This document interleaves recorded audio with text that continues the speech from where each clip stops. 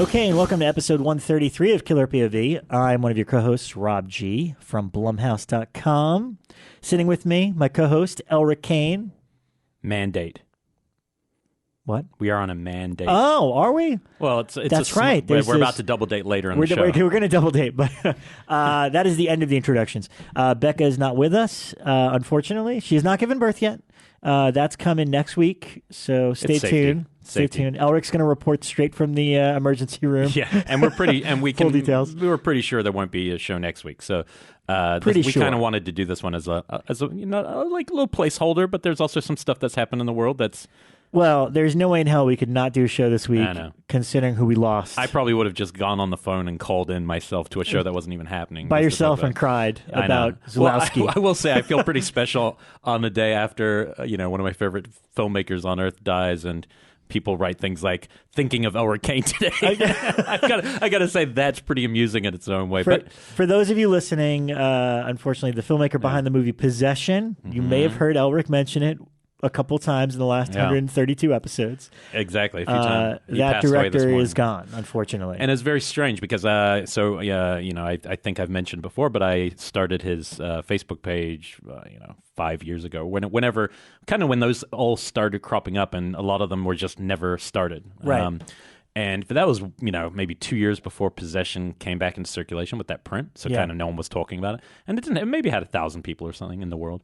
And I never pretended I was him. I was always just uploading photos. Yeah. But people would still write to you. So, I've got this one thread of a message from, I guess, someone who was an ex-lover of his. Oh. And it's always in Polish, and I'll take it and translate it and go, oh shit. It's fiery and ugly. Wow. But, so running that, I did not know he was sick at all. And I'd never heard he was at all sick till late last night, where his son, Zavary, I think I'm pronouncing it right, who's also a filmmaker, posted that as kind of almost the exact kind of tweet that was put out about Bowie the night before, where it was in intensive care, it's going to be the end kind of thing, and then a few hours it was the end. Man. Now, other people said it was a long battle. Some of the reports said a long battle with cancer. So part of me almost wonders, very much like the Bowie situation, if he found out he was sick and wanted to make the movie his final film. So he hadn't made a film in 15 years. Yeah. He was married to Sophie Marceau, the gorgeous French actress who's in Bond films and Braveheart and everything. And they quite, like all his relationships, I assume, were fairly tumultuous after Possession.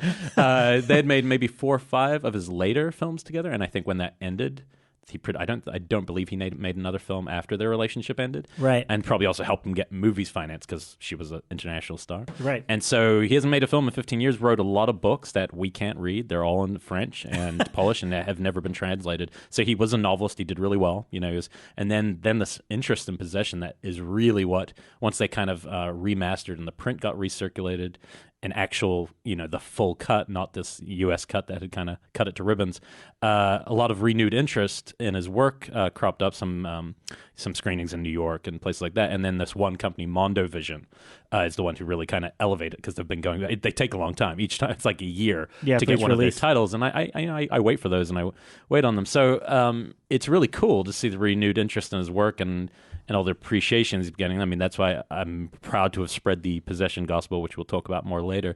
But if you actually like that film, there's so many of his movies that have moments, as strong and powerful as that. So it's, whilst it's always sad to lose someone, he's 75, he won the good fight, he's going to be a tornado headed into the cosmos. That's why I kept thinking, it's like, God, I don't think they're ready for him over there. Right, wherever there is, he really was a one-of-a-kind kind of filmmaker, and it's exciting to, just like Bowie, it's exciting for these artists, A, to leave behind a body of work that's still yet to be explored for most people, and B, a new film. So it was announced the day before he died when the new film was coming out, sold in America. So it should be in summer. And what's the name of it? It's called Cosmos, and it's based on a Nobel winning. What was the one of the Booker prizes or whatever, winning kind of almost a philosophical, strange novel. Right. Don't know anything about it besides that, but it's getting mixed.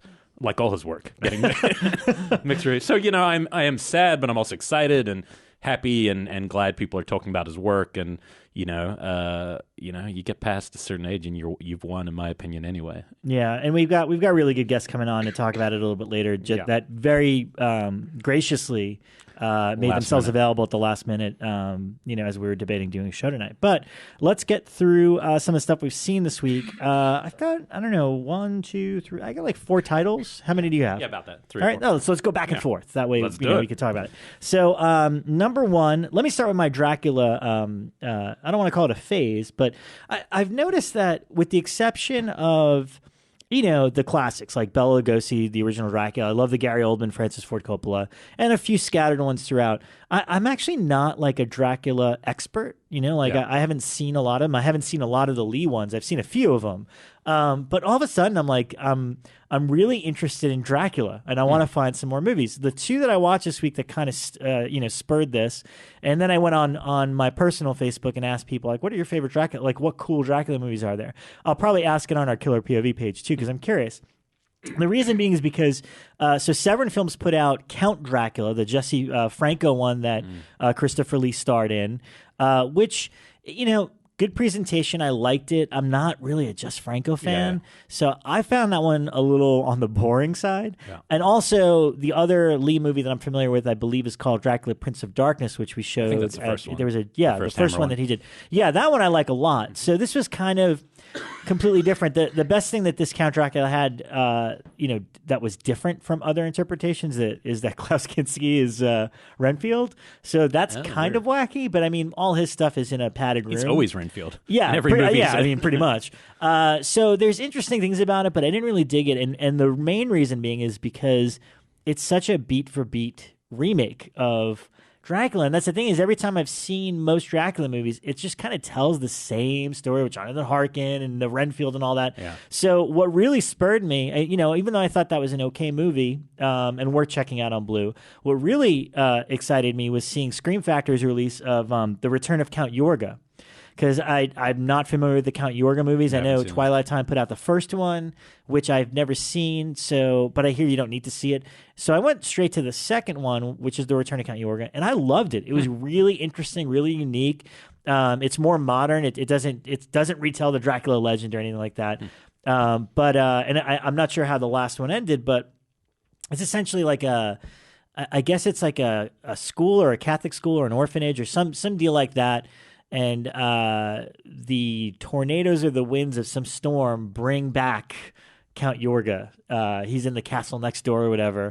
And I don't know, I liked Robert Quarry's take on it. It was different than most other Draculas that I've seen. And I found it, I was thoroughly entertained by it. Like, there's a kind of a massacre early on where he like attacks everybody. And there's also a deaf girl, or a mute woman. She's not deaf, she's mute, who sees everything that happens, and he's like trying to take over, kind of the town, but nobody really believes her. So it becomes kind of like a mute witness deal where she's trying to say like, this guy is a freaking vampire, and But also I was surprised because there's a few cops that sort of buy her story and start looking into it. One of them being a very young Craig T. Nelson. So I was like, oh, that's pretty neat. But so between stuff like that, like The Return of Count Yorga, which was a very pleasant surprise, and as I told you several months back, I watched the Blackula movies for the first time. These are like really good alternate takes on the Dracula legend, not just a remake of the original story. So I'm starting to open that have you hit that cycle and check these movies out. Frank Langella yet? No, and actually a lot of people recommended that. I've never seen that version. Really good Dracula. Yeah, I'm gonna buy that Blu-ray. I definitely want to check that one out. The bad one is the guy. Is it George Harrison? The cheesy Jack Palance. Yeah, well, that one never worked for me. There's also a really cheesy actor from old. He's like really well tanned, and he played. Oh, you're talking about Love at First Bite. Yeah, George Hamilton. Yeah, George Hamilton. Yeah. But that's a comedy. That's not meant to be a real Dracula. Yeah. Well, I think Jack Palance kind of comes off as comedic too. I mean, in a sense. Yeah, I'm not familiar with his at all, but I got a lot of interesting recommendations, and I'm going to delve into some more Dracula lore. Also, I think it's Jonathan Rhys-Davies, the young. That young, good-looking guy who's been in lots of kind of period piece types. British guy. He played on the TV show. I think it was just called Dracula. Oh, yeah, that's right. It was one season. He was pretty good in it. The show didn't last, but he was interesting. Yeah. Yeah, I didn't know if I can get into a show, but I like, again, if it's something radical like Count Yorga or Blackula, then all of a sudden I'm kind of like, oh, that's interesting. I'd love to see a really modern take on Dracula. Like literally, the only pitch in the studio would be, Dracula's alive now. Same character you saw in Gary Oldman's Dracula. Survived, was never killed, and it's just another couple thousand years later. What would he be doing? Where would he be? What would the quest be? It'd just be interesting in a mind, because that's the problem with things like Dracula Untold, the epic scale. You're just like, I don't care. Yeah, no, I would like I'd love to see him in like a modern world, completely modern, how he would operate, and especially because otherwise I think what ruins a lot of those movies for me now is kind of the period costume of the character. Yeah, he looks a little too fancy with his cape. You're like, yeah. I don't know. It's a little too smooth. Yeah, he needs a trench coat. Like, that's actually probably what he would be wearing. Yeah. So what about you? I saw everyone on our show's favorite movie that I finally caught up to, Mr. Atherton, Under Pressure, to watch Turbo Kid. All right. I finally got to it on Netflix, and I kind of felt like you did at the start. I got to say, it took me about half the film kind of resisting caring. Yeah. I mean, I knew it was good and fun, but it was just too much in the ballpark of Hobo with a Shotgun in terms of the aesthetic. Yeah. And I didn't kind of buy it. And Hobo with a Shotgun, even though I really thought the trailer's fun, and he has a fun style, that director. But it did win me over, especially the romantic interplay between the two characters and the kind of BMX culture. And I really got into it. I enjoyed it a lot. Of the three of us, is probably the least my kind of movie in the first place. Yeah. But I did like it, and I thought it was a really cool movie, and I can totally see why people are digging it. I personally might actually still prefer Deathgasm of the two, even though they're probably only comparing them on my head because the Kiwi produced them, and Timpson. But it is fun, and look, it's free on Netflix, so I think if you haven't watched it, you will enjoy it. Yeah. You should do so. Well, just as silly on my end is R.O.T.O.R, which is a double feature that Screen Factory is putting on with the movie Millennium. And what does it stand for? Robotic Officer Tactical Operation Research. And it's kind of like a Mad Max ripoff poster, but like he looks looks RoboCop a little. Yeah, but I mean that's the funny thing is the movie is definitely, he doesn't look anything, he never appears like that in the movie. This cool looking poster, it's a cool poster where he looks kind of like a robot. Judge, jury, and executioner. No, he never looks like that. He looks kind of like I don't know, like a guy from Chips with a weird mustache, and that's it. Punch. The movie is I don't want to say not good, but it's not good. There you go. It's I was thoroughly entertained, and in fact, there was one moment where the lead guy who created this thing, like once he's out on the loose, he calls in another female scientist that has eyebrows. And must be a bodybuilder. I didn't look her up. She must be, because she definitely looks very mannish, if you will. And I just thought it was such a bizarre, all of a sudden to kind of go, straight into they're chasing like this RoboCop thing that's out of control, and just like this bodybuilding woman who's supposed to be a scientist joins them. I was so confused by it. Late 80s or early 90s? I believe it was late 80s. Let me double check. It was 87. It was 87. Bodybuilders in them. Yeah, so I was a little taken aback by that. I don't know. I'm looking forward to checking out Millennium, which is the other movie on there, which looks kind of cheesy. Actually, shout out to Shane Bitterling, because as soon as I was watching it, he sent me a picture of this woman as with a little "Be My Valentine" thing. So this is what I'm talking about with the mohawk thing. Oh yeah. I will post this on our Twitter, and if you're listening and you watch Glee, it's like the the gym teacher from Glee, basically. Yes, it's quite something, let me tell you.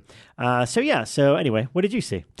And that was a reference to Ryan Murphy, which connects to horror somehow. Nice. I watched the other film. There's one we both watched. I'll leave that to next. Actually, I watched a real gem of a movie. I've been waiting for this for a while. This one's called Nina Forever. Oh, I've been dying to see that. The cool thing. Okay, so the setup's so simple. Basically a guy is kind of depressed because his girlfriend's died. He's made a failed suicide attempt before the movie kind of opens. Yeah. To try to, and that's given him this real edge, and everyone's kind of staying away from him at the supermarket, except one girl who's just like, I wonder what it'd be like to have sex with that guy. It must be really awesome. And it's quite realistic. It's not like playing for cheap laughs. That's why I ultimately respond to this movie, because the setup could just be like not Jack's Back, My Boyfriend's Back, or the recent kind of comedies that like Joe Dante's and Burying the Axe and Warm all that. Bodies or whatever. So instead he eventually starts making out with this girl.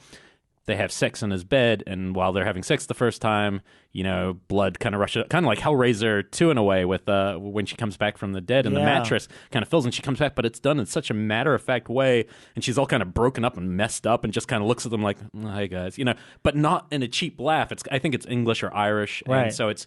Do they both see her? Yeah, and that surprised me because it sounds like the kind of gimmick only the guy would see. But no, they do it, and it's kind of a question of, hey, are you going to try to keep having a relationship together, knowing that this is going to happen every time, or am I going to drive a wedge between you? Because he had said forever with me, and she's not particularly menacing or scary. So this definitely isn't a scary horror film. It's got a couple imagery, some good horror imagery, but it's definitely a really fun, interesting movie. And I mean, honestly, I watched it on Valentine's Day late at night, and it's perfect for that genre because it's kind of makes you question how far you're willing to work for a relationship. And is that one's on VOD now? Yeah, that's how I saw it on VOD. I gotta rent it. And but it's really charming. The only negative thing I can say is it is not easy to keep such a thin premise going. It's a hard thing to do. So it could have been 40 minutes, but I did like it. It was really good. Yeah, I definitely want to see that one.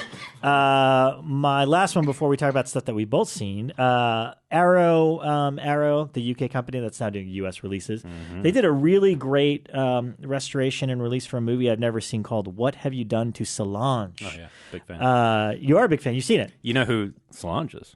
Yes, I do. Camille Keaton. I got her she came to Jump Cut and signed my Solange photo for me. Really? I didn't know that. And this is her first movie. She's super young in it. She's very quiet and silent, basically. Yeah, pretty much. I mean, I think there's a few bits here and there that are like kind of flashback material. She's crazy gorgeous. I mean, back then. And she reminded me. So this movie, What Have You Done to Solange? It's kind of a Giallo. Yeah, it's definitely a Giallo. Yeah, it's a Giallo where this like suave teacher, who apparently has a history of sleeping with his students, is out on a boat in the opening, and she sort of sees a flash in the corner and thinks that she sees a murder happen. And then it turns out that there was, in fact, a murder in those woods. And not exactly light murder either. No. A woman's legs being spread and knife being forced up. Yes, and this is this killer's MO, is that the killer likes to stab them in the nether region, if you will. So it's pretty shocking in that regard. But I don't know. I thought it was thoroughly entertaining and really interesting. I mean, Giallo movies are so always. Crazy. Yeah. I just love this teacher because then he's got kind of a crazy wife. Yeah, the blonde lady. But then it's like once I don't mean to spoil it, but once his lover is out of the picture, all of a sudden it's like he's trying to like salvage his marriage with his wife, which seems like this guy is such a sleazebag. He's like slept with everybody, and now all of a sudden midway through the movie, because of this murder mystery, he's trying to like salvage things with his wife. So then of course she becomes the prime candidate, at least in the audience's view. And then they kind of introduce this whole backstory that the girls all had a friend named Solange, and she kind of ties into what's going on. And she's played by a very, very young Camille Keaton. From I Spit on Your Grave. Who does look gorgeous. Yeah, way before I Spit on Your Grave. She's kind of got I thought she had like a Sissy Spacek kind of look to her in this, because she's like, she's super young and beautiful. But I thought it was really interesting, really cool. It's going to end up being my pick of the week on the website, because I was just so and the presentation of it is fantastic. I mean, I watched it with the American dubbing because I read a little bit online beforehand, and because it's available as an Italian or an American, and I'm like, well, how should I watch it? I don't know. With these movies, I never know. But everyone is pretty much mouthing in English, so I thought it'd be more. It'd work more if it looks like they're actually saying what they're saying. Right. So I think the American title is "What Haven't You Done to Solange?" It's just a slight difference, a little sluttier, but Right. So I recommend that one. That one's really cool. And then we both watched. I did a My Bloody Valentine double feature that I wanted to make it to, but couldn't. Yeah, and I did it backwards. Just because I thought it'd be interesting. So I did the remake in 3D. And then we watched the uncut version of the 1981 movie. Lionsgate had put out a Blu-ray of the original My Bloody Valentine several years ago, or around the time that the remake came out, to coincide with it. And for whatever reason, that Blu-ray has gone out of print, so it's not easily accessible. I don't know about the DVD. I just know the Blu-ray is hard to get. Last time I checked on Amazon, they were selling them used for like $35 or something like that. Do you know what are the big differences? Yeah, I mean that's the thing. You could really I've said this before in the show, but I've always always liked My Bloody Valentine. I thought it was an interesting movie and a fun at the very beginning of that slasher cycle before it became kind of repetitive. I always thought it was super cool and had a really cool great mythology, a setup, a great backstory, even a freaking ballad that goes over the credit. Like, I'm a sucker for theme songs. But it never really connected the way that, say, a Friday the 13th movie did. And what I learned from this uncut version is that the gore in there is so spectacular. It's on par with the Friday the 13th sequel, and it would have been a franchise had they not cut it as much. Now, the movie itself, they offer you the theatrical and the uncut. The original movie is fully restored and looks perfect. However, all the uncut elements they found were kind of like film trims. So you can tell when they're in there because the quality diminishes a little bit. But again, they're only it's a couple of extra seconds here and there, but you can always tell when it's happening. And I had a few people over watching it, so every single time that one of those scenes happened, everybody audibly was like, ooh. So it's like those kind of things. You set up a murder set piece, and you're like, oh, that's pretty cool. And then you see just a little extra something, and you're like, oh, God, that hurts. Were you guys drinking Moosehead? No, we were not. Oh, that's your mistake. But the thing I liked about, I actually also really liked the remake a lot. It was one of the most fun times I've had watching it. They both work really well together as a remake and as a double feature, and I liked watching them backwards because not that the remake's goofy or anything, but it's definitely a more fun, light tone, whereas the original's kind of a serious story. So I almost felt like we started out with the fun Valentine's Day movie and then went right into the scary, straightforward one, But I love all the characters, and the only thing they really share in common is they both have a great love triangle. Yeah. And the killer, idea of the son coming home. The son coming home, that element, and the whodunit aspect is it really Harry Warden, or is somebody claiming his persona? They both do a good job of it. So good that every time I watch either or of them, I always forget I'm like, I wonder who it is. I'm not sure. I don't remember. So I have a lot of fun with them. And the one other thing I wanted to mention about the remake is there's one moment where the lead character, Jamie King, has two potential suspects at gunpoint in terms of if one of them might be the killer, maybe it's neither of them, you never know. But it's one of those scenes that you see in a million movies where it's like, no, shoot him. And this is the one and only time that they do what I think is the most unique, original, and funniest thing ever. And I'm surprised more movies don't rip this off. They fight for 2 seconds about shoot him. And then one of them just fuck it, shoot us both. And then he's like, what? And he's like, yeah, fuck it. Only way to be sure. Just shoot us both. And I was like, oh, that is such a brilliant twist. It's not the bad guy saying that usually. Yeah, usually not. But right. I just thought that was I was like, why don't more movies rip that off? Because it's so brilliant that's and pretty fun. Yeah, I really liked the original. I mean, I recorded it the same night I think you're watching it. Was played on IFC with a bunch of slashers, like Halloween stuff. I don't know why. But it was HD quality, so it makes me wonder if it was the Blu-ray, but it didn't feel that gory to me, so it probably wasn't. You'd have the setup to the gore, like the guy, you'd swing a pickaxe at you and you'd get hit, but it was mostly off screen, except for when the thing comes out of the the dryer, and looks all kind of fried. That was pretty gory. There's a good 30 more seconds of it's just spinning around and stuff. It's pretty cool. I got to watch that. But I hadn't seen this since college, where I always thought it was cool, and it was cool to watch on VHS because it was so grindy back then. Yeah. And it's still fun. I think it is I don't know if I think it's that serious, but also I saw this version of it. I think it's kind of funny, maybe because they're Canadian. Yeah. I just comment, they always have a beer in their hand. They're always literally the one guy leaves the bar and grabs his beer and sits outside drinking his beer.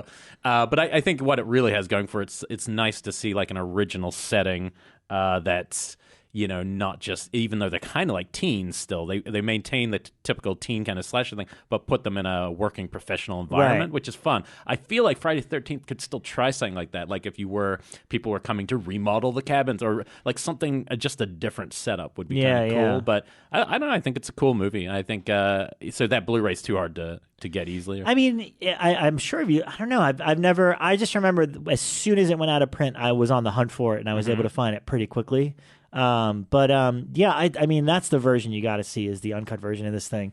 And I mean, it's, to me, the only thing that angers me about these movies is it's such a sin that neither of them got a sequel. Neither of them. Yeah. The Lionsgate one, the remake, was a big hit. They made a ton of money on it, and Patrick Lussier and Todd Farmer had a sequel ready to go, and I don't know why they didn't pull the trigger on it. It would have been an easy cash in 1 year later. I would have loved to, if we're talking about the original, not the remake, I'd love to see it come back, but not not the guy who ran away. It's Harry Warden returned. Yeah. So it's more like a zombie monster slasher, because I guess at a certain point I get a little sick of realistic human slashers. Yeah. Because at a certain point, yeah, you did it because you were upset when you were a kid. Okay. What would be cool is if there was a new Harry Warden movie that can technically be a sequel to both of them. Yeah, yeah. And I mean, they certainly could. Yeah. I guess because they didn't do well enough. I guess again, I think they're just waiting for the slasher to somehow be reinvented in a way that isn't the way we loved it. Right. And I don't know if that can happen because maybe it has to go back to what we love. I always liken it to it feels like a less dark version than the Prowler. I think of those. I lump them together a bit, but the Prowler's so much darker because it's really just about the death. Yeah, they're pretty mean spirited. Yeah, but I like it. I mean, I think that'd make a pretty interesting double from back then. Yeah, the Prowler and My Bloody Valentine. It'd be dark. Then the other thing I started just in passing, I saw the premiere of Walking Dead's back, and I did want to talk about TV. I wrote a big piece about this early in the week, which. Look, I understand everyone's argument here, but it's like, I got cable a few months ago. I was excited. I was like, because every time I watch The Walking Dead, usually I'm a season behind. I usually wait till it's on Netflix or I can get the DVDs or whatever.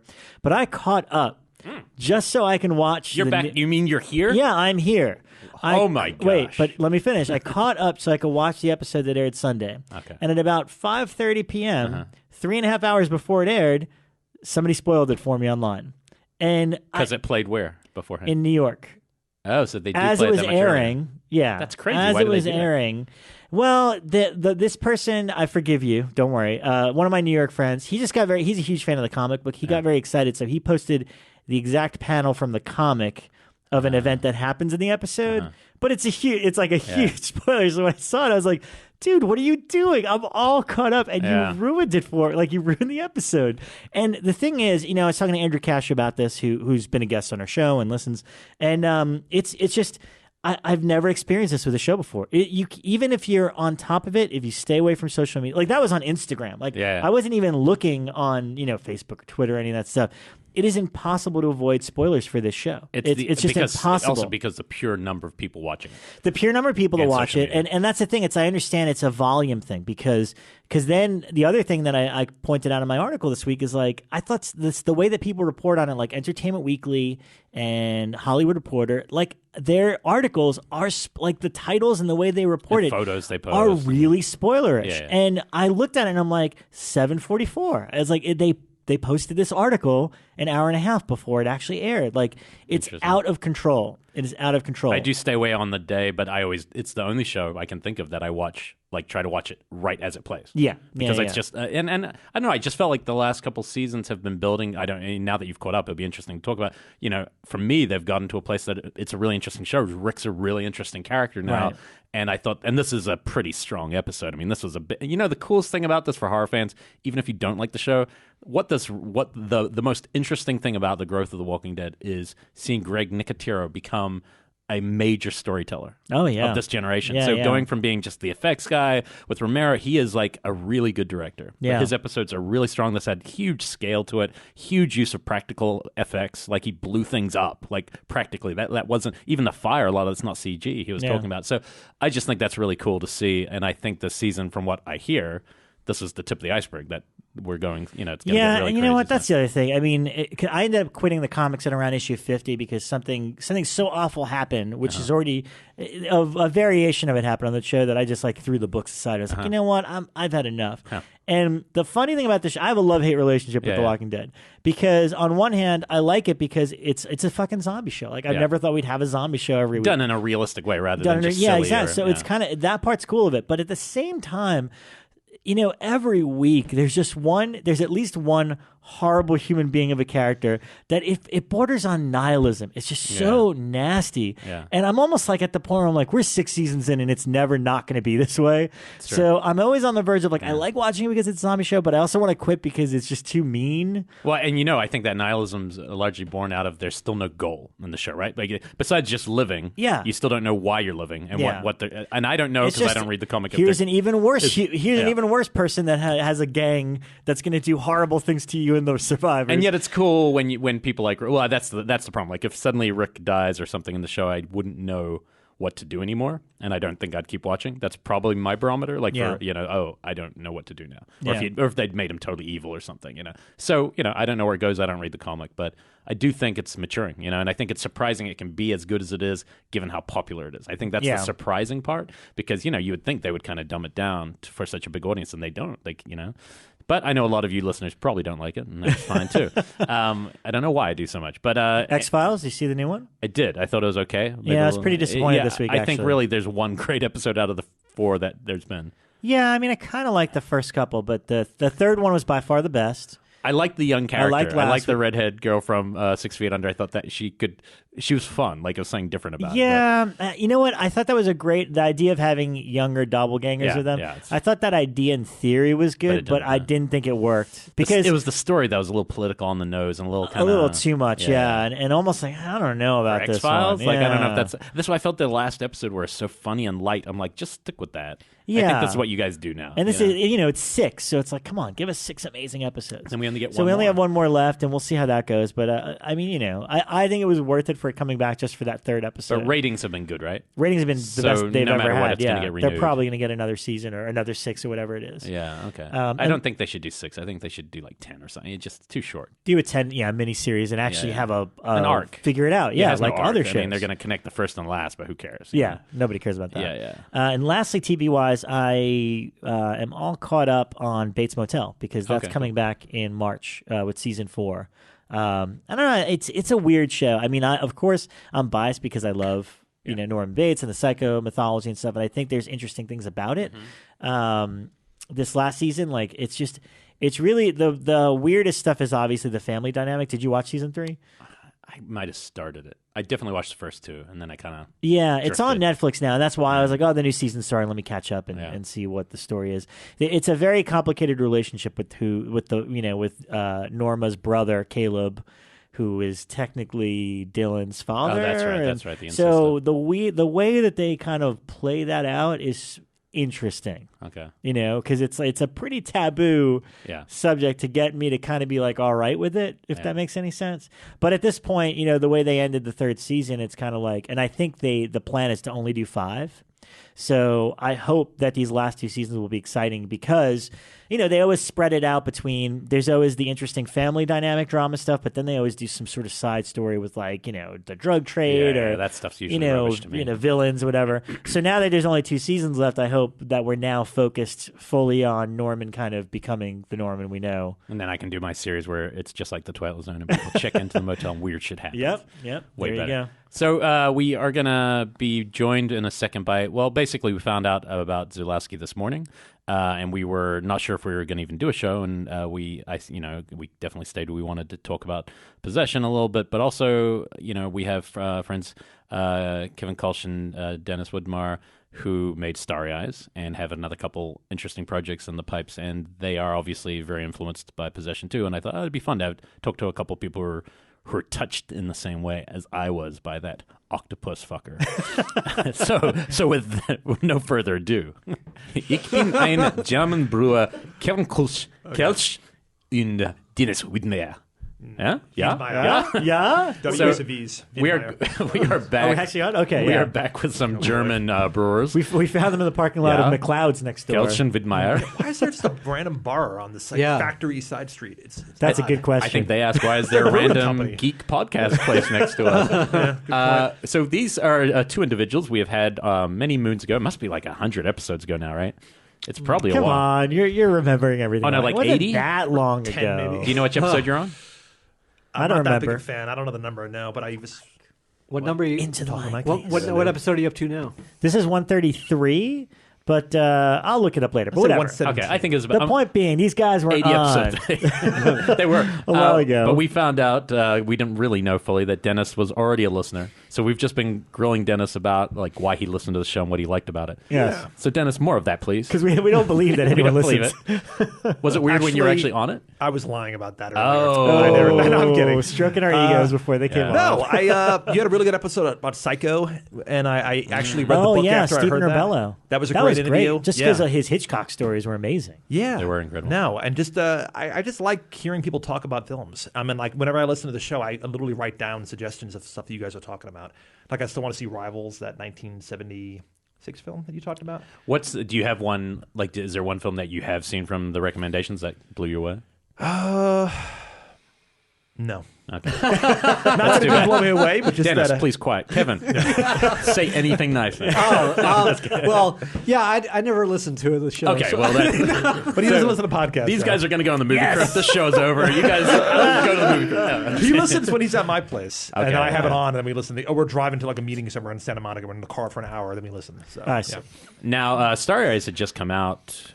It's pretty close, and it's done really well. And I think it's what's cool about it as a movie. I think it has legs, and will have legs in the long run because it's not. It kind of defies it just being a little indie film because it has big ideas. Yeah. Little film, big ideas, and I think that's what kind of sets it apart. It's you're a duo, and you've obviously taken all these meetings, and as you do in town after a film does well like that. I know you've made a Valentine's Day part of an anthology. Yeah, your teaser's been put out. What's the status of that one? Hopefully that's coming out soon. It's finished. All the directors have shot their segments. I think there's a final locked cut with everything in place. And, Who else is part of that one? Kevin Smith is doing Halloween. Scott Stewart, who did Legion and Priest, is doing Dark Skies. Right? Christmas. We have Sarah Dina Smith, who did The Midnight Swim. Big fan. She did Mother's Day. Nicholas McCarthy of The Pact. Yep. He did Easter. He did Easter. Yeah, it's a really fun. It's called Holidays. Is that the title of it? And how much, because I'm always interested, especially with how every anthology is put together. But so did you guys, how did you guys get designated Valentine's Day? And then how much interaction is there with you and the rest of the filmmakers in terms of like, well, what are you doing? Well, it started off to where they said, what holidays you want to do? Give us 3 pitches. And I think we had New Year's Day, Halloween, and Christmas. And Yeah, I don't even think Christmas was one of the original 3. Anyway, we pitched them like a Halloween idea, and they kind of flipped for it. Like we still love this idea, and we started working on it. We wrote it, brought producers on board, and we're getting ready to go. And then Kevin Smith came on board, and he wanted to do Halloween, and we were like, "Oh, we're not doing it anymore." So we didn't get to do that. Then we did Christmas, and we came up with the concept, wrote it, started to work on it. Then Scott Stewart came on board, and he did Christmas. And then finally we did Valentine's Day. That time we got a call, and we're like, we would love it if you guys did Valentine's. And we were like, okay, we're the little guys on the block here. And then we even wrote New Year's Eve for Adam Egypt Mortimer. So we actually have written 4 segments. Wow. So we're going to be in Also, your Halloween one didn't get taken up though. You still own that. So we're all set one. for the next couple sequels. So we can make our own holidays anthology. I love it as a concept of an anthology. In fact, I think we talked about it early on, like an idea that. I think you once were claiming that it was your idea. Yeah, I think it is my idea. I think you all owe me non-alcoholic beer. O'Doul's. We switched to O'Doul's now. But because it just was Valentine's Day, and we were just 2 seconds talking ago. about My Bloody Valentine. I mean, there's not a lot. There's There My aren't a Bloody lot of Valentine. There's Valentine from the 2000s. There's X-Ray. Boring. I love X-Ray. X-Ray's great. I haven't seen X-Ray. I love that I did not movie. know that was a Valentine's Day They movie. showed it Friday night at the Egyptian. Sleazy fun. The scene with the Zippo. Oh, so good. Are you a My Bloody Valentine, the original fan, or? I had never seen it until Saturday night, and I saw it at the Chinese. I was sitting next to Brian Collins and Jared, and I fell asleep. Not because I wasn't enjoying the movie, because I went to Iceland last week, and I'm still not acclimated. I saw those photos, and I didn't know what that was about. Just for vacation? I've been going to bed at 8 o'clock. I've been so off, and I fell asleep in the goddamn movie like 20 minutes in. Like Brian got up to go to the bathroom at one point. Only a film nerd could be asked this question. So, what was that about? As we talk about Iceland, and he responds, "Oh, I was tired in a movie." Yeah. We meant Iceland. What happened in Iceland? It's just whatever. It's just a country. No. Yeah. I love how he has amazing. pictures. He has pictures of a vacation he was on. You were like, "Yeah, I saw those pictures. I didn't know what that was about." Yeah, it's called a vacation. Did you see John Carpenter play? Was he there? Honestly, I thought you went for that. I was like, what is that John Carpenter show? It's one of their claims show? to fame, And I would have like, that's amazing. If it would have coincided, that would have been pretty amazing. Because how often does one go to Iceland? And how random is it that he played at Iceland? So how great would it have been if I was there when he played? Is Iceland where Hostel 2 is set, where they have those hot bat pools, or is that like? No. What country is that? So. It's like Finland. It's one of those countries where they have the inbuilt. Well, Iceland has the largest natural hot spring in the world. It's got the Blue Lagoon. It might be. It's heated by the volcano. It's the size of a football field. It's amazing when you're there, and you're there all day, and you step out of the locker room area into the cold, and it's like 20 degrees. and then you step into like a hot tub that's gigantic, and you're just in a giant. It's almost too hot to go into at first. And how'd you pick Iceland? Was this just a random? It's a family vacation. My sister planned it. She's been there 4 times. It's Reykjavik. So 90% of the population of Iceland, of which is only 324,000, which is insane. Very good music scene. Like I Bjork, love of course, Mom and all those bands who came from there. They're good. Yeah, and like I love it's a country founded by Vikings, and like I once started writing a Viking movie. Like I love Viking culture, and so like they're now trying to make a Viking movie. The guy who directed Everest is an Icelandic guy, and he's trying to do a big Viking movie. So it's an interesting. We went to like the Viking museum, and petted all the dogs. They have the sled dogs, the snow dogs that like pull the sleds and stuff, went horseback riding and stuff. It was crazy. It's like you're on the moon. It's very volcanic. That's where they shot Interstellar. I mean, like they shoot movies there that are supposed to feel like other planets. Is there a horror film set there? I wonder. There should be. We'll have to look into that. Yeah, I feel like they're such great. Well, Let the Right One In is what, Sweden? That is, I think, Sweden. So that area is all pretty close. Yeah, totally. Yeah. So it's great. I recommend it. Yeah. Well, back to the anthology. Back to horror. Back to horror. Interesting tangent. Yeah. I think we just helped somebody's travel plans. Anyway, checking out Starry Eyes, going to Iceland. There we go. Oh, so I fell asleep on My Bloody Valentine, and I need to see it again. Oh, so did you? I mean, how hard was it to come up with a Valentine's idea? Because there's not many, so I feel like you kind of have free reign to figure out something interesting to do horror-wise there. Plus, most relationships are nightmares. So true. Yeah. Well, I mean, it was tough. I mean, you do the typical thing when you go through a holiday horror. You go like, oh, there's a killer Santa Claus, or there's a killer Easter Bunny, or I guess there'll be a killer Cupid. And we had a killer Cupid. Yeah, we entertained that for a while. Peter Jackson, it was greenlit. And it was weird and funny, and we really liked it. But we were like, kind of the funny thing was at the time we didn't know what anyone else was doing. We thought everyone was going to have loud, fun ones, and our other ideas that we wrote before that, like Halloween and Christmas, we were kind of like, we're taking a little more serious, and so we kind of like, we're like, oh, we don't want to go to Cupid. Everyone's going to have killer, but nobody actually did. So so everyone reacted the same way. That's fair. Exactly. So so we just kind of had an idea of like a girl having a crush on her teacher and kind of going in sort of dark territories. And I remember years ago, I had an idea for a scene that I told to Dennis that was just an idea that I saw how it was shot, but I didn't know what story it was in that involved with somebody being on a dive team or whatever. And then Dennis had the idea. Well, he's like, well, why don't we use that idea you told me a while ago and we'll make that the Valentine's So you made Swim Fan. So we made Swim Fan.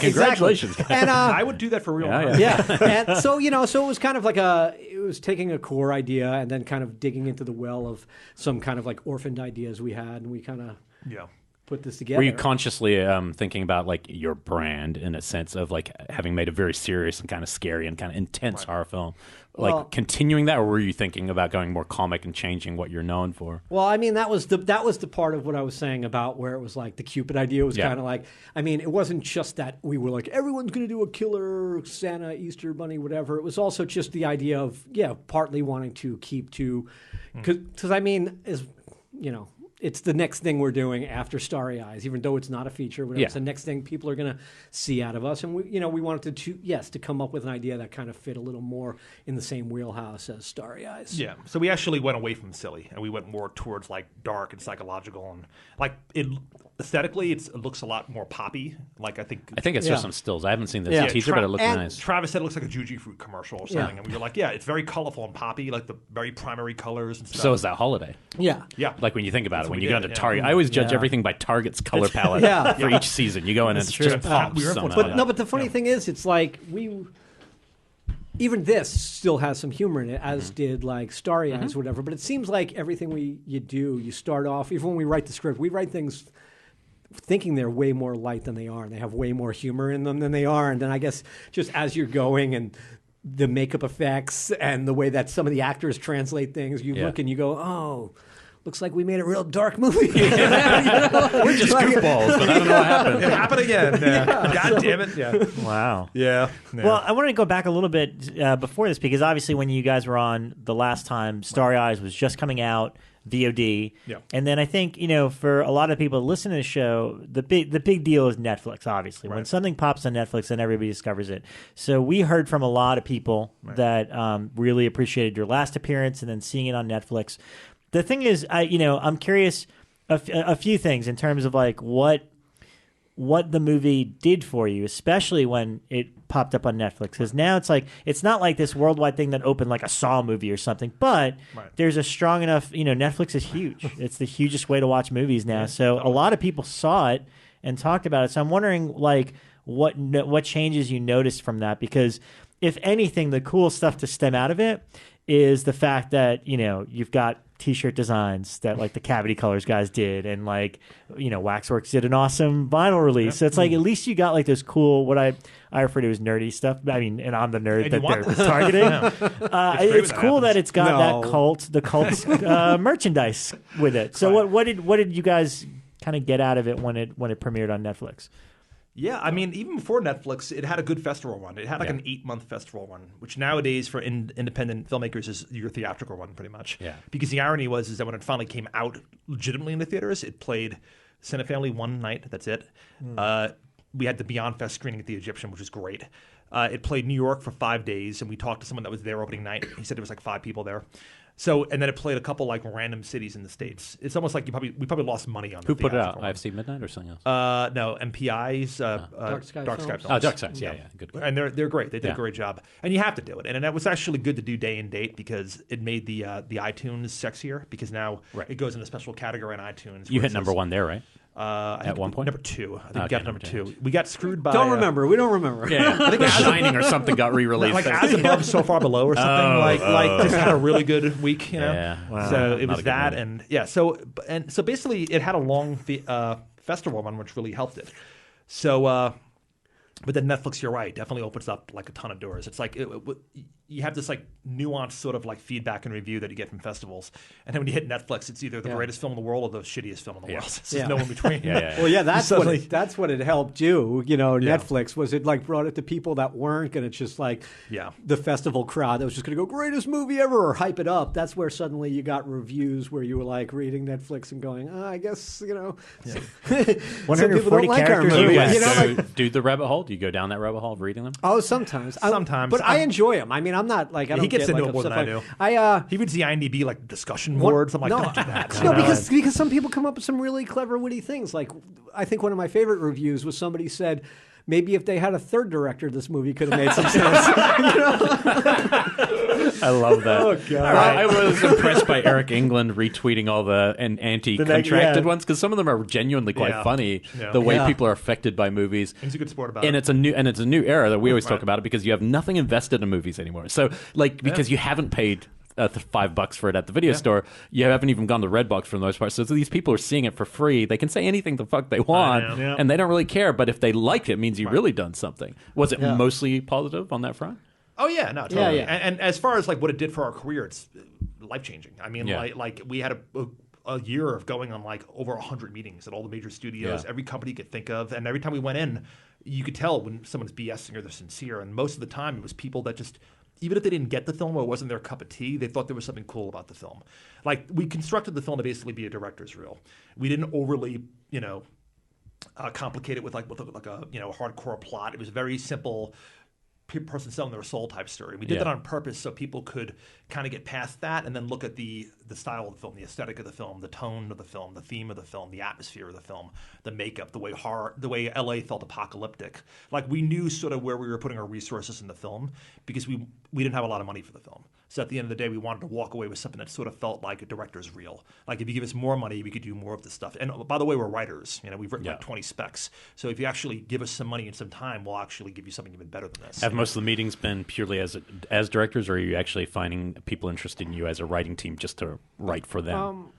Is it hard to... The combination. Yeah, it's a combination. I mean, a lot of times when you go in places, I mean, we pitch our ideas and they hear our ideas, but like they've always got projects as well that, they're looking for directors on. So, I mean, it's always like that. A lot of times, a lot of the scripts that we've been pitching, we still want to do other passes on, and we still have other drafts that we want to do of it. So it's like kind of like if we're not ready to go with our things, they're like, well, we have this script, So like a lot of people are looking at us as directors, but they are interested in hearing our ideas as well. So. And you came close on a couple of big ones, right?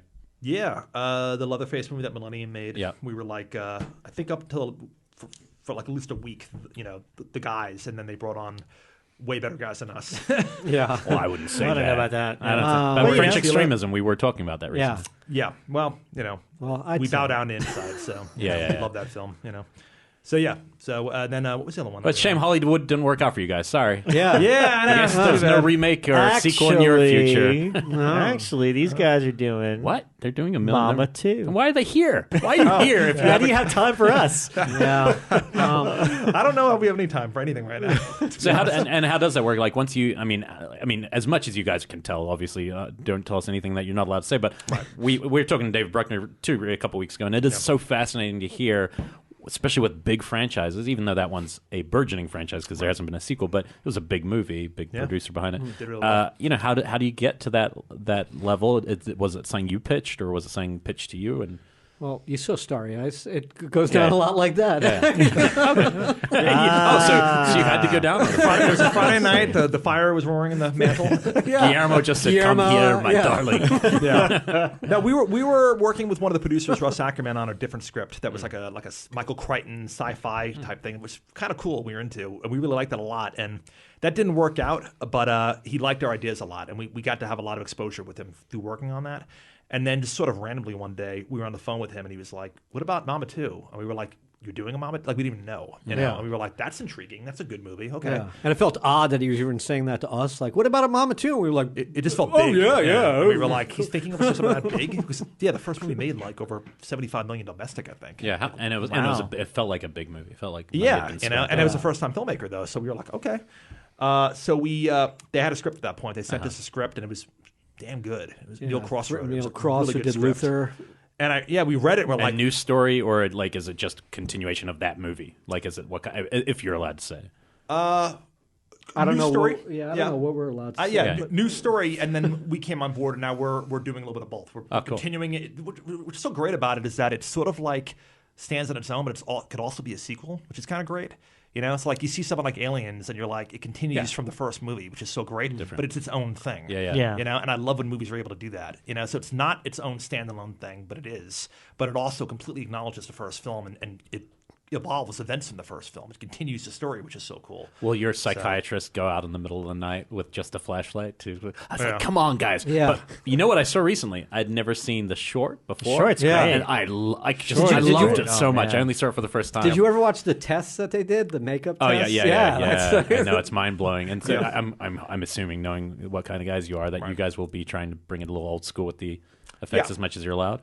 Yeah, definitely. Yes. We'll definitely push for that. Because, the actor who I think plays Mama is so great. Yeah, that test I watched, and I was like, well, that was creepy. Well, and even the short, I just felt like, it was one of those great shorts where you just jump right into the middle of a story rather than a setup, and it worked really well. It's like 2 minutes Mama long works or for me, something, too. yeah. I think Mama's a really good movie. The only complaint we ever have about that film is it's especially the end, because they linger on it so long. Yeah. When you use CG, you cut away from it. Yeah. But if it's just hanging out. Yeah, you got to use it correctly. Yeah.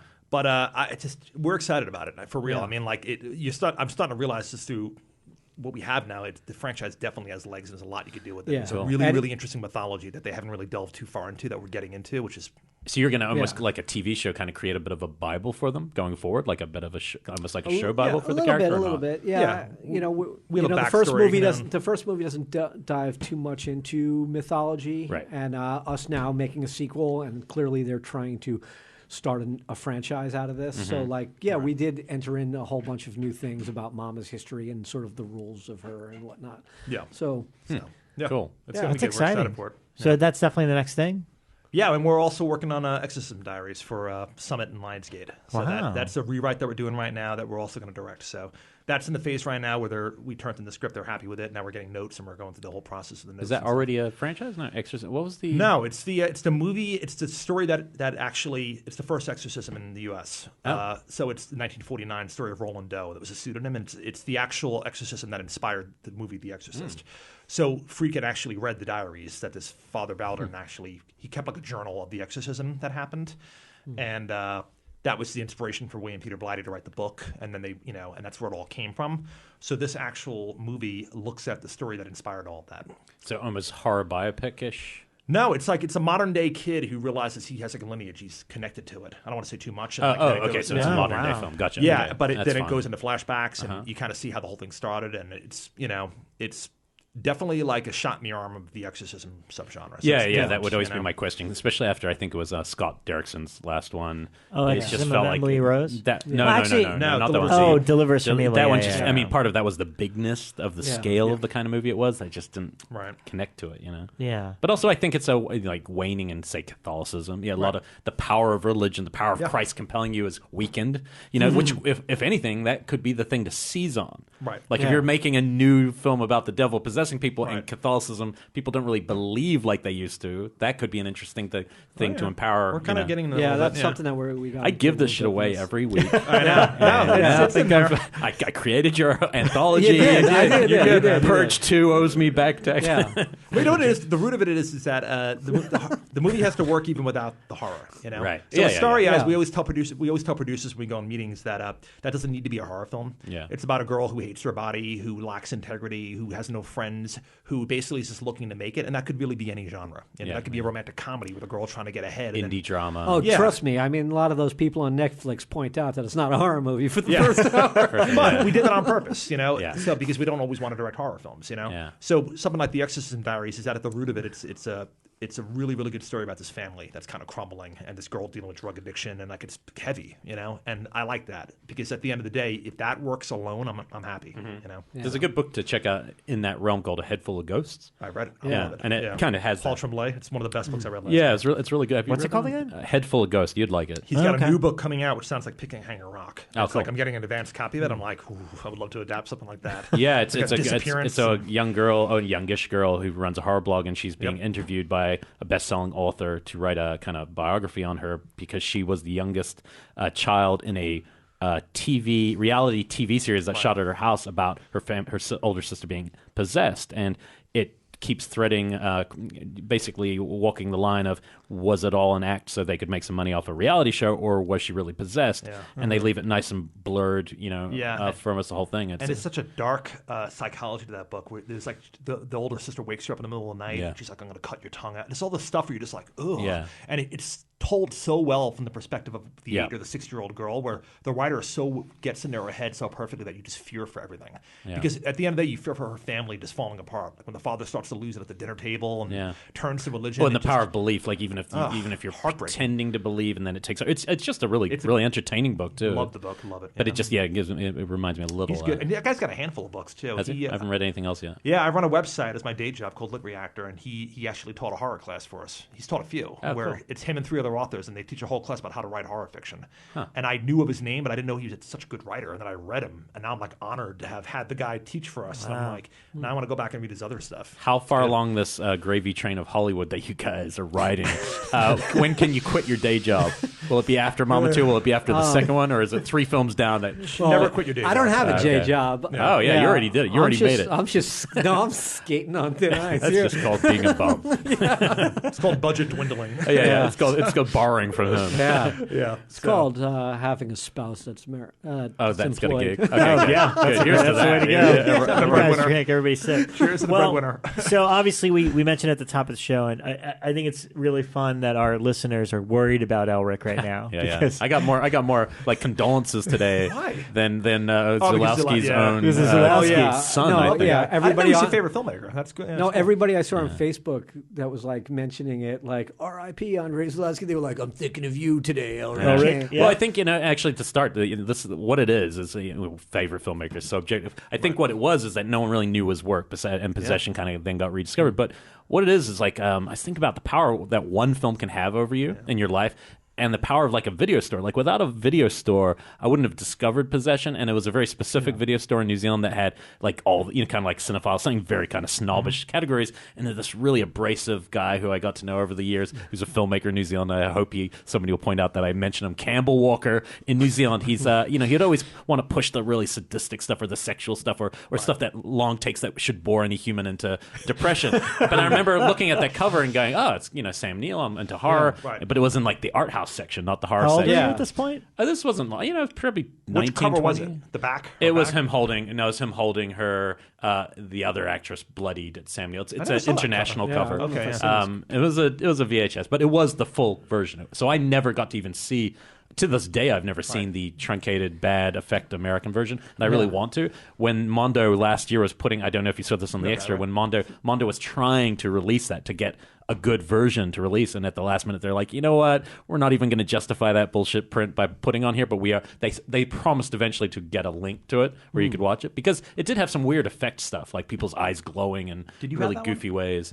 Well, I had the Anchor Bay. No, I had the Anchor Bay one. This is even before that. Anchor Bay was pretty much restored, just didn't look great. The American version was like a good 40 minutes shorter. I mean, it was to the bone. It was like 84 minutes. Jesus. It was pure horror, just the monster scenes, the sex scenes, very little of the relationship, and then some really cheesy effect shots that were just kind of heightened for the video release, and it just got terrible uniform reviews. But the reason I think it's interesting, I mean, I can only imagine how Psycho affected you, given how much you're interested, but I think Psycho affected audiences in a way. And if a movie, and this is very different because it's not really about the horror or the violence, if your cage can get so rattled that you never forget a movie in any or art or whatever it is. And for me, I saw it at like 20 or whatever it was, and then didn't watch it again until like a couple years ago when it played at Cinefamily that time. I was there too. Yeah. And I thought about it every day since, and I told people about it, but I never wanted to rewatch it. I was almost scared to rewatch it because it was so. Yeah. And I almost still to this day kind of wish I didn't.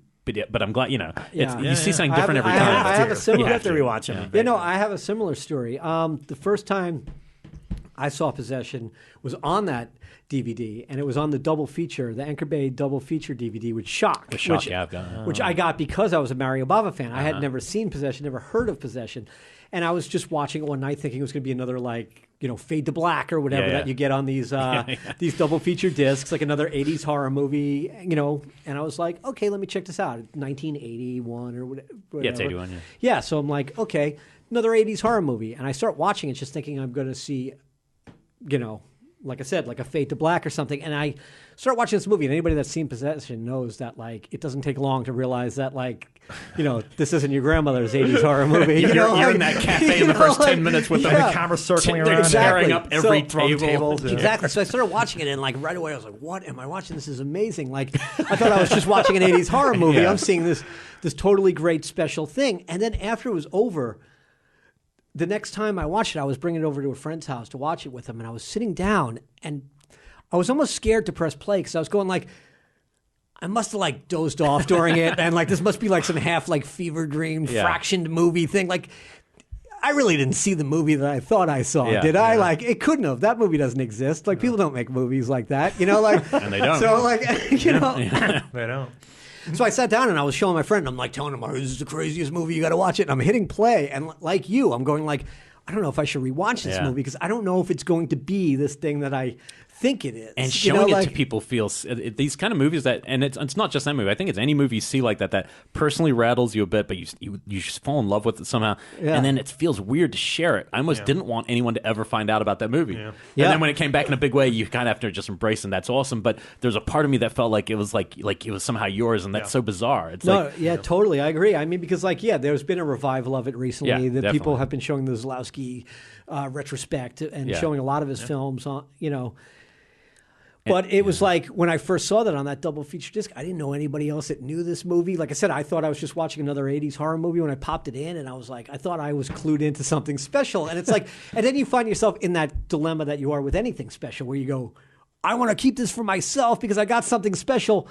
But what's the point of something special if nobody knows that I have this thing? Did you also find yourself running to read it up about, like, if you could find any, because it was pre-internet, I imagine? Yes, it was sort of. Well, I mean, the internet existed, but I didn't have it. Yeah. There's a few, like, the main guy who kind of got a lot of people, his name's Stephen Thrower. He wrote, he's kind of like, I think he did Nightmare USA. But he wrote Eyeball Compendium in the UK, and he's really great. And he did one interview with Zulawski, the earliest one, on record, about Possession. I read that pretty soon afterwards, and it kind of, hearing Zulawski in his words, because he equals or even goes above his interviews, the way he talks about movies. Right. And it just kind of ties with the movie so perfectly that you suddenly get even more excited, because he's not like every other filmmaker going, I'm making a movie to entertain you. It's like, it's not why he's making a movie. Right. He is making a movie for a different reason. It is not about entertainment. It is to explore something and get something out of his that's destroying him. Maybe. That's interesting. Put that in the show notes. I want to read that interview. Yeah, well, actually, I've written down a few that I'll post afterwards. Okay. Good links there. The other thing I'd really recommend to someone if you just watched it, the projection booth did a full 3-hour kind of podcast like ours on it with people who had never seen it, and they're kind of trying to work their way through it, which is nice. But what's really good is the second half. I've never seen anything with this guy. His name's Frédéric Netten. He's the New York-based co-writer. So imagine co-writing a screenplay. He had an idea for a film. He meets Zulawski, who says, "Yes, we've got to have a woman fuck octopus." If that's the pitch, which it really was, at one point. And then they sit down and they write this crazy story together that at one point was with one of the major studios. I can't remember if it was Paramount. I think it was Paramount, and was going to have the guy from Fright Night as the lead, not Sam Neill. Sarandon? Yeah, Sarandon is on the Cannes poster for the pre-thing. Wait, really? Yeah. Chris Sarandon. Yeah, it's a totally different movie. And but it's a really interesting interview with him because he kind of tells you what Zulawski was doing and what he was drawing from, right? And some of this is one of the most personal. Like Sam Fuller once had a really good quote. He says, "If you make a film from your brain, it'll connect to the brain. If you make it from your heart, it'll connect to people's heart. If you make it from your balls, it's going to hit them in the balls." And I always think of this movie when I think about that because I'm like, this is a movie made by guys. It's so personal that it's just going to take all his shit, put it in the form of a movie, hide it with some horror so it's palpable, like medicine, and then shove it down your throat. And you can't kind of. How did you see it first time? Was it from this man here? Well, I could have seen it a lot earlier because we used to have movie night back in Long Island, New York. Rob's fellow alma mater. Yes. And we would have, it was like 4 of us, and everybody would bring, 7, 5, 10 movies to the table. We would all bring DVDs of something we watched and blew us away, and we wanted to show to the Everyone group. had their movies, and we would put them all the coffee table, and so you had 25 movies on the table. And I'm not even kidding. It would take sometimes an hour and a half to decide what you were going to watch. It was 10:30 by the time you decided to watch the movie. Yeah. You would think we were joking if we said what we did. We did things. We had raffles. We put numbers in a hat, and we did elimination until whatever movie games was left. to decide what it was. And you bought Ghoulies and Critters, and he bought Possession. Ghoulies is that what free. Ghoulies Good at College. Good night. Yeah. But anyway, Go to College. It's a brilliant movie. But anyways, it's like a spring break movie. They just intersect. They just put. Can you name the director into. of that movie? Because we're going to be at trivia tomorrow. But I own the VHS of it. I believe it's Charles Band's dad. Really, it's out of print. Yeah. I think the VHS is kind of like a collector's item. So it's like, he might have done 2. No, he did 2. I think the third one's by one of those great effects. No, 3 is so obviously a spring break movie that they decided to make into a Ghoulies movie. Yeah, Warnowski would have done one of them, probably 4. Whichever one after people stopped watching. But anyway, so he always had the cover where it's her back, Yeah. And I would always see that and just. The cover was sexy and interesting, but it just didn't feel like a horror Inhuman movie. Ecstasy Fulfilled, that one, right? With It didn't feel like it felt like an Adrian Lyne movie. It just didn't feel like a horror movie, So it just never got voted. And Kevin was like, "It's good, you should watch it." We were like, "No, let's watch something else." Yeah, I brought that to movie night for 7 years. And we were always like, "Possession." You would have made Starry Eyes so much sooner. So much sooner. I know. I would have been so much younger right now. Yeah. So then, just like you, it came and played Cinefamily. They had that whole retrospective that played in Brooklyn as well. Yeah. And I went to go see with a bunch of friends. We sat on the couch on the first Theatrical was the first, or was it with him? Theatrical was the first. Oh, so you never actually got it never pick. got voted. Never got it never got through. Yeah, Just sat on the shelf. No, they were always like, "What's this Possession movie?" Even until Josh had heard of it once from a friend, and he went, "Is that weird octopus rape movie or whatever?" Which nowadays Josh would have loved. So I'm surprised. And that was kind of and then it was totally mutual. Happened. It was not a rape film. No, it's not. No, I sat at Cinefamily and watched it, and I'm not being hyperbolic. It shook me in my core. Like I saw it, and I could not believe what I was watching, and I was almost like giggling nervously and turning to the people next to me going are you seeing what I'm seeing? People were looking at each other in the theater. We stood on the sidewalk for an hour afterwards, just kind of going how have I never seen this movie? How did this exist in the world? I didn't know about it. And just like you, I went online and I read all about it, and I read the story about the proposed almost suicide afterwards. I don't know if that's BS or not. You mean in that real life? Isabel Johnny was that the performance took it. Yeah, I heard that at Cannes too before she won the award. She won the award for Best Actress at Cannes. I'd heard that she was locked in a bathroom. I mean, I think because no one talks about it. Right. Zulawski's told us stories. Sam and Isabel, neither of them have ever told any stories about this movie. I actually wrote to Sam today just thinking maybe. I wrote to Sam Neill on Twitter. I was just like, hey, now that he's passed, any fond memories of, maybe you'll get one. But he's never, he has said and publicly he told the projection booth, he said he will not talk about the movie until certain people have passed. Oh, wow. And he might have meant the director, but he probably, I'm going to guess, meant a Johnny. Because my guess is there's some probably batshit stuff going on in that. But the thing that besides the emotional stuff and the content of the movie, there's no other movie. I mean, the only thing I've seen that kind of borders is what's the one we were watching recently with the killer following people, the one from Austria. Angst, in terms of energy of performance. Yeah. Performance energy, where you're like, this is to maintain that. The Devils is up there, too. The Devils, when we, that's true, Oliver, yeah. You know what it is? Certain movies just work well when everyone's out of 10, you know? Yeah. And not all movies do. Sometimes it's grating and annoying, you know? Like you'll see a Baz Luhrmann movie or something and you're like, all right, just take it down a notch. But with The Devils, especially, and definitely with Possession, it's just... That's why it was so influential on Starry Eyes. Like we took the cast and crew to go see the film because it played again at the New Art, and we all went to go see it there. And we wanted our actors to see what like raw, vulnerable acting is when you're not afraid to get ugly. Because we didn't want to be on set with them where we were asking them to do something, and they said, "Really, you want me to do that?" And we were like, "Look what she did. You know, look at the subway scene, and then tell me that's not acting." You know, and so really, it was almost like a challenge to them. Like, can you bring it? You know, like the day on set, I'm jumping ahead a little bit here, but the day on set where she did a big breakdown in Starry Eyes, I kept reminding her of the scene, and you know, in Possession. I said, just you know, you're never going to get that. You know, that's amazing, but just go for it. You know, let loose, and it was helpful. You know. Well, the one thing I took away from when you guys were on last time talking about that, from a writing standpoint, is like it's the emotion is like, I think you said it, emotion is the cheapest special effect you can get. And that's the beautiful thing. It's like, it doesn't cost anything, but it doesn't cost anything to have a girl freak out in a room. But there's something about it that feels cinematic, grand. You connect. I mean, when a person is willing to be vulnerable and get ugly like that, you know, and you see it and you know it's real, it just touches you as an audience member. Where you realize what you're seeing is just so raw, you know. And I wonder if it would work in a traditional American film. I think why yours works is because you lead her on. That's part of her journey. Whereas with Possession, the unusual thing about that movie is its opening frame. You know, they meet and then you're They're like, already there. and you don't, and it does take quite a while to catch up to that movie where you're like, I don't know your backstories. He's some kind of spy. You've been away for a while. Why are you mad at him? You know, and it really keeps. There's a lot of red herrings too. Oh, he has a lover. She has a lover. It's Heinrich. Oh no, Heinrich. Oh no, not just Heinrich. It's little Sam or whatever. It takes a while to catch up. I'm still trying to catch up. Yeah, right. If you also look at it as just like a metaphor for divorce and a bad marriage, a horror movie about marriage is what somebody told me before I saw it. Sin Family. Well, I think I had that tagline for a long time. Did it? Okay, I don't know where I heard that. It was Kramer and Kramer with an octopus or something. So people would throw that kind of, which it is, but it's that raw emotion. And we were talking about it. Like, I think we talked about it right after you saw it, and you were like, you hadn't had fights like that or something. Remember? Yeah. I mean, when you were worried about me, you're like, I don't know if you should see it. Yeah. Well, you don't know how someone's going to react to it. And I thought it was hilarious. Yeah. See, he thought it was funny. Yeah, right. But I was just like, I think it's like also those fights. Whatever. I can put those to shame. It's fights that couples can have that you can actually get through, but this one they don't. They can't get through. This is the end. Well, a big part of it is because a child was involved too, and I think you were pointing out the importance of like it's impossible when there's a child involved. What about tell me a bit about the Heinrich thing, because I was like, the best. I was so blown away by this character, and you're like, he's based on a real guy. Yeah, really? No. So Zulawski was making. I think it was when he was making on the Silver Globe, the first part of it. Whatever it was, he returned from a filmmaking journey, and his wife, who's the actress in the first couple of films he's in, if people are looking, Third Part of the Night is his first film. I think it's the closest in terms of the just pure energy of Possession. It is a fucking good movie, and it's only an import DVD. Really strong movie. So she's beautiful. He comes home to his wife, who's an actress, and finds that she basically says, "Actually, in his word, I'm leaving you for this other guy."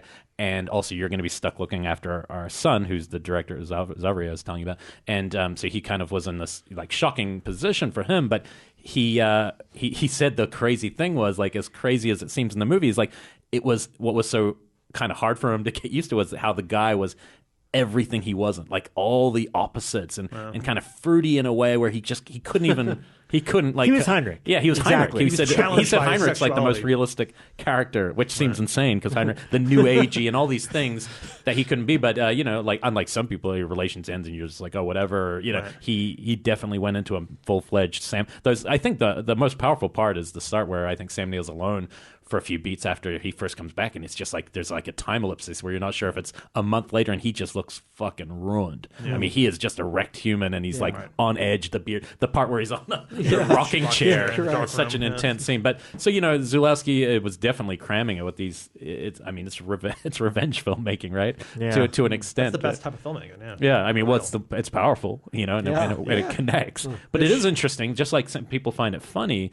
The other film I was thinking about that reminds me, especially with the subway scene. So we have friends who kind of, I think, left in that scene, filmmakers, a couple of friends who were at that, who kind of just couldn't get into it or didn't take it seriously. At that That's funny. But then, Neil Marshall re-edited it to Rob Zombie. Yeah, he did, I was saying today, someone needs to do that. Yeah. Just because she's headbanging in the scene. It's Essentially, pretty amazing. It's so easily. Do but that. have you guys seen Antichrist by Von Trier? Oh yeah. I feel like there's a lot of similarities in tone, not in the pitch, the hysteria, but in terms of tone. But the moment where I've talked about before on the show, the moment where the fox says the line, where half the audience kind of laughs, and the other half is on the edge of their seat going, Jesus, like something's really happening. Yeah. There's a spell being cast, and I felt similar about that. No, I'll say it's funny. Like, every time I watch it, and I watch Possession, and I watch the subway scene, I'm even thinking in the back of my head that there's somebody that you could be showing it to. Like if you're showing it to somebody that might be laughing at this point or going, what is going on here? But like, honestly, I think it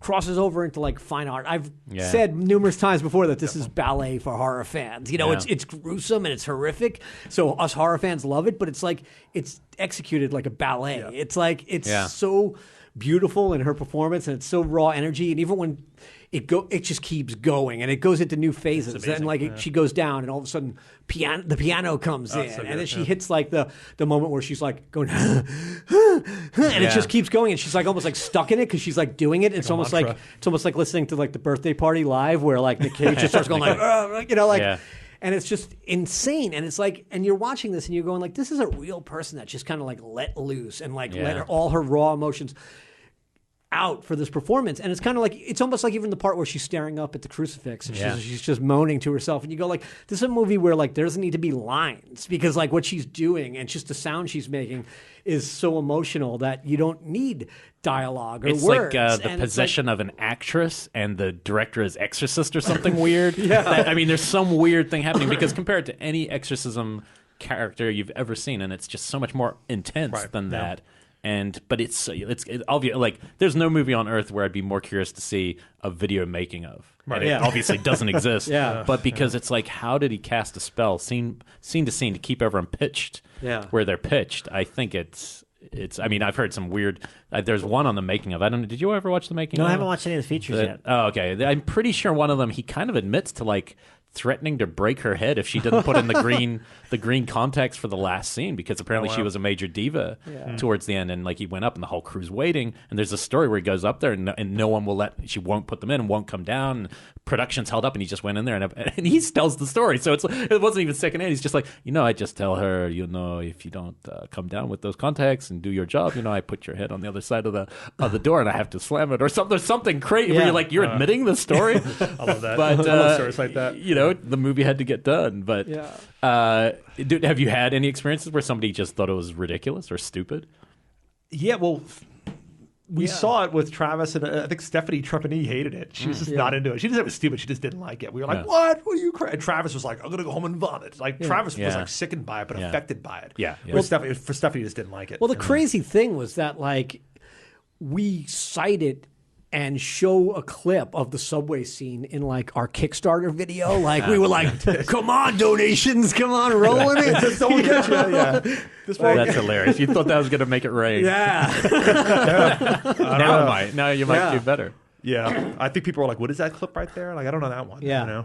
But. Besides the acting side of it, was there other elements like because I remember there being some following shots in your film that kind of felt like, because the camera works. That's the other thing we're not talking about. The camera work is like, it's just so you're a participant in that film. Well, two things: the camera work, and another thing. This might sound like a weird thing to point out, but the color palette of the movie is amazing, and like very cold. The cold skin, the cool skin tones. Everyone's wearing blue. She's got a purple dress on. Yeah. Like ever since the first time I seen that, I've always responded to that. It was kind of like almost like a wake up call to me. You're like, I like that look. That's what I want movies to look like. So many films nowadays are just so hot and just so crushed with the blacks and everything is so. I mean, And especially look at a show like Daredevil, and you're just like, ugh. Yeah. Like it just, and then you get something like that, and like we always push for that. And I also feel like the cameras are pushing everything to become a very similar aesthetic because everyone's using the same Alexas or the aesthetics. And also that thing I was going to say in the digital age, it's like, everything kind of takes on this sort of amber tone to it. And it's like, ambery. And nobody really kind of pushes that. They kind of shoot with these digital cameras and they kind of stick in this color space where it all sort of kind of gives it this ambery digital look. And I think the DP, I'd have to read up again. I'm 90% sure the DP was married to Johnny. And he either brought her in and somebody else was meant to be in it, or the other way around. One of them brought the other one in, and it caused some of the even more of the conflict just because of the weird. Right. Really, you're making things so tense. But I think it was a very early Steadicam film for one. Well, that's the thing. You asked about if we were inspired by that, and we definitely were, but we almost felt like we weren't able to get what they got. Like we actually were so inspired by it that we talked for a while about trying to do most of Starry Eyes on Steadicam, just being real loose with it, these giant 360s and stuff. And then it just became untenable for the budget that we had, and we had two cameras going on Starry Eyes. So there's no Steadicam. I think I'm thinking those scenes where she's walking on the street, just the following her. Hollywood sequence, which was really which was originally 3 times longer. Really. Yeah. We had to cut a lot out of that because we had all the signage on stores that we didn't have rights to, so that it was a much longer sequence. But was that inspired by?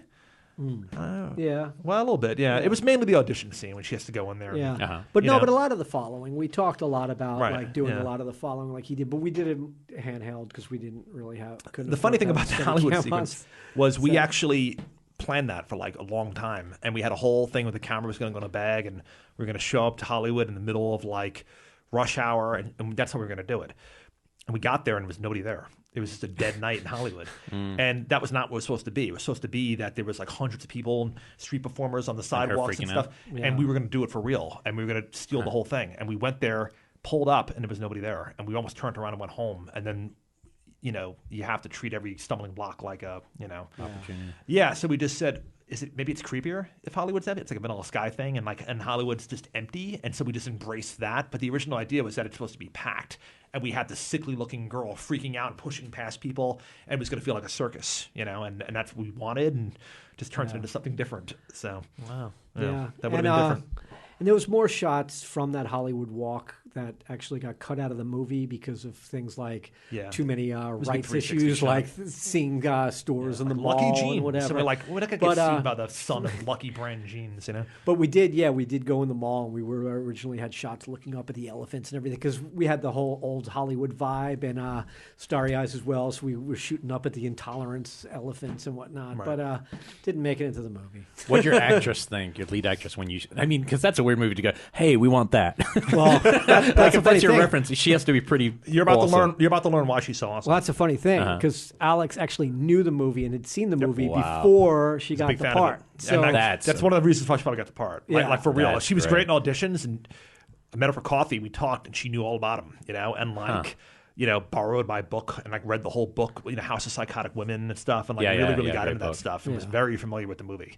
And when we said Possession, she was like, "Oh my God, I've always wanted to do that." She knew the movie, and we were like, "Really? You know the movie? You're like a 25-year-old." You sure it wasn't Amityville too? Yeah, because they're halfway through that movie. It gets pretty bonkers. Amityville 2 is pretty awesome. Better than 1. Yeah. We watched it 3 weeks ago. Bonkers. I had never seen it before. It's hot too. It's like the incest buttons. Sister's great. Incest buttons being put. You're the most beautiful girl in the world. Halfway through, it's like a totally. And I've never seen The Last American Virgin. I've never seen it. Wow. Neither have I. And I rewatched Electric Boogaloo. Yeah, I rewatched the Canon Film stock, and they show that whole thing. I'm like, that's the girl from Possession. And I'm like, I gotta watch it now. But Better Off Dead.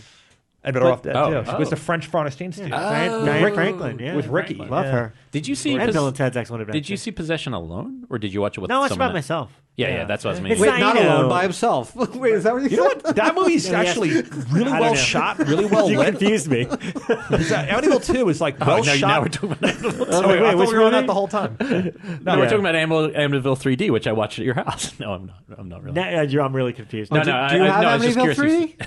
I totally have Amityville 3D. Have you guys seen it yet?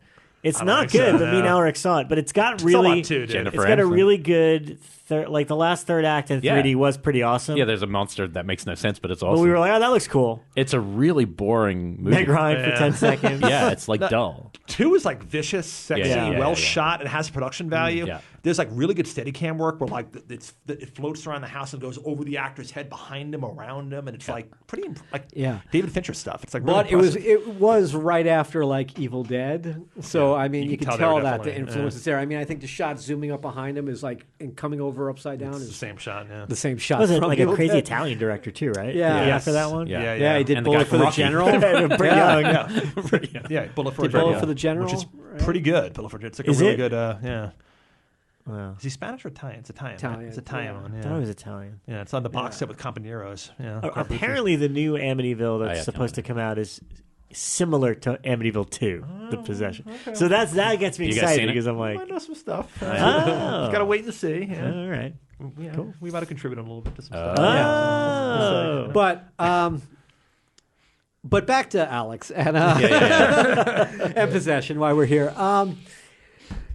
That was one of the things, like Dennis was saying, that made her so right for the part. Because the thing is, she's in every shot of this movie, and this character really goes through the mill. And Had you seen her in a film, or is it no? just a pure? She came in on an first audition, timer. and the thing is, it's like we were shooting on 18 days, very low budget. I mean, there's really not a lot of time. There's not a lot of money, and she's in every shot. So you really need somebody that understands this material and that is going to be gung-ho to do all this stuff. Because, I mean, we've worked on short films where, like, you'd have an actor in a part and you'd just be trying to get a shot. And you're like, hold your head like this. And you just, because you're seeing a stylized shot and they'd be going, why would my character have a head like that? That feels uncomfortable and awkward. And you'd like, you're having like a 45-minute argument of like just going like, could you just do it? And you'll see afterwards why it looks cool.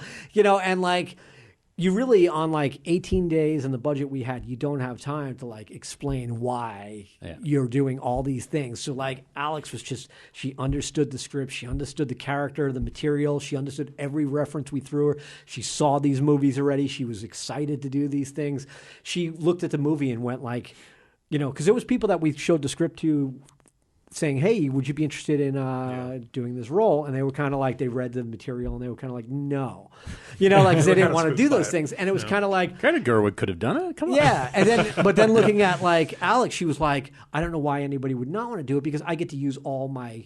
The whole tools. tool. Yeah, the whole Every tool in my toolkit I get to use here. I get to go through the entire emotional spectrum. And like right there, it was like, that was almost as important as, if not more important than her actually giving a good reading in an audition. Like, okay, you could read the lines, but actually understanding this material and being game to do all these things was just as important. You know? Yep. Yeah, that was the most I've noticed an actor in an indie film since probably Jocelyn and House of the Devil. And Jocelyn, you don't necessarily notice, but it's not about acting as much as being. She's just present. Yeah. She just feels totally real and like a person walking through space. Well, it's the way that, like, you know, Angela Bettis in May, like, just you see it and you're like, who is this person? Like, I can't believe she exists. Amazing. And that's how I felt when I saw Alex in your movie. Yeah, living, breathing characters instead of caricatures that, you know, too many of these straight-to-video films are. It's tough to find that. You know, you get so many of these pretty girls that come in that have enough talent. You're like, I guess she could be the person, you know? Yeah. And they get someone like Alex who's 5'11", you know, and like very unique looking and beautiful. They could be the girl next door, but she could also, you know, and because she's so big and lanky at the end of the movie, also be monstrous, and you could use that bone structure so well.